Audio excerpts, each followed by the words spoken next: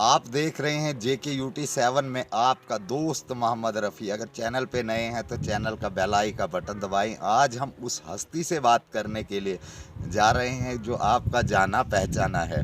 तो आज हम इसके JKUT7 के माध्यम से लोगों की बहुत सारी डिमांडें थी कि एक बार उसकी मुलाकात और करवाएं। तो आज हम उसी शख्स से बात करवाने के लिए जा रहे हैं जो यहाँ का आपका जाना पहचाना गुल मोहम्मद भट्ट धार के।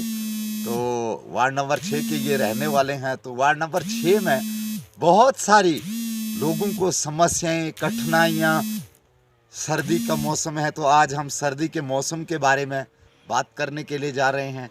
तो हमारे साथ हैं गुल मोहम्मद पहलवान धार के और ये यहाँ का नामी पहलवान है और आज हम इसी से बात करते हैं। तो JKUT7 में गुल मोहम्मद जी आपका बहुत बहुत स्वागत है। मोहम्मद रफ़ी, मैं आपके चैनल का शुक्र अदा करता हूँ और आपका भी शुक्र अदा करता हूँ जिसने मुझे चैनल पर बुलाया।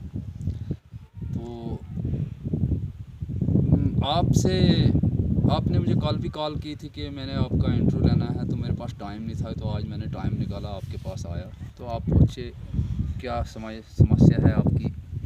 गुल मोहम्मद जी, मैं सबसे पहले आपसे पूछना चाहता हूँ कि अब सर्दी का मौसम आ रहा है तो सर्दी के मौसम में आप यहाँ पे रह रहे हैं। ये दूर दराज कठवा एरिया का एक बहुत ऊंचा इलाका है लोहाई मल्हार का और वार्ड नंबर 6 जो धार का है।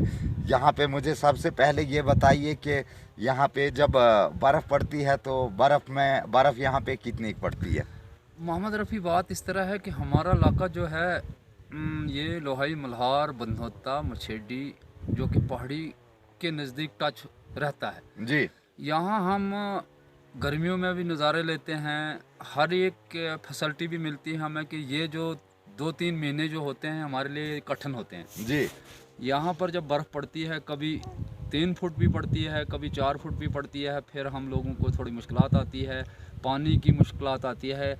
फिर जो हमारे लिए ये जो आग की ज़रूरत होती है, हम डैम्प रखते हैं लकड़ी जंगल से, फिर हम कठिन का ही सामना करना पड़ता है। फिर 2-3 महीने के बाद फिर हम नज़ारे में रहते हैं, ऐशू में रहते हैं हम लोग।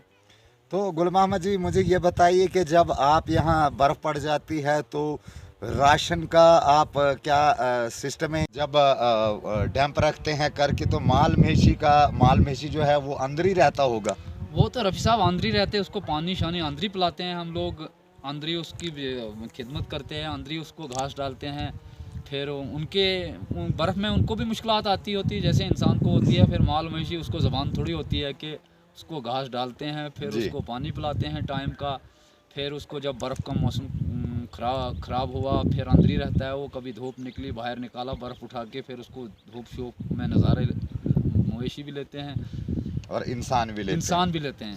तो जब गुल मोहम्मद जी, मैं यहाँ पे आपको पूछना चाहता हूँ कि जब आप यहाँ पे जब बर्फ़ पड़ जाती है तो फिर ये जितना भी एरिया होगा ये सफ़ेद ही सफ़ेद नज़र आता होगा।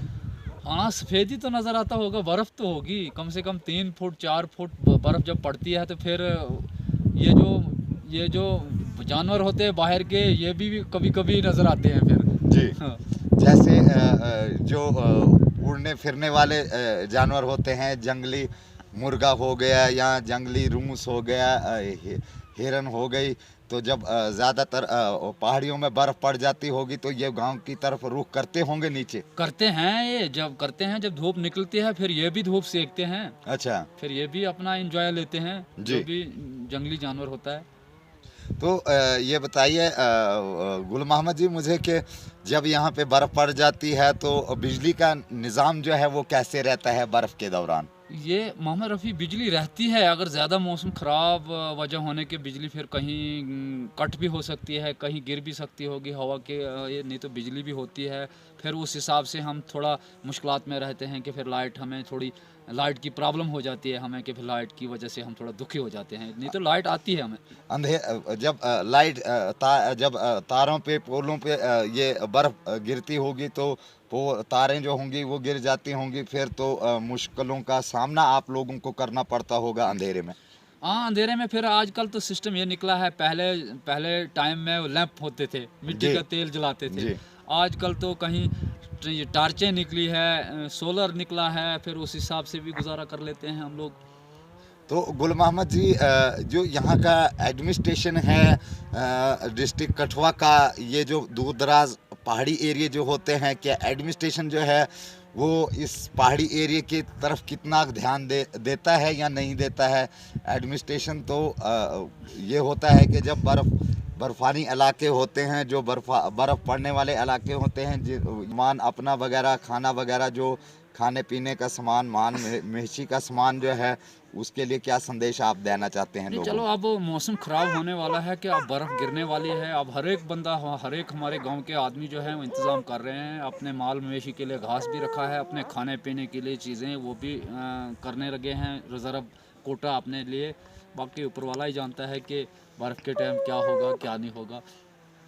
तो ये थे हमारे जाने माने पहलवान गुल मोहम्मद जी।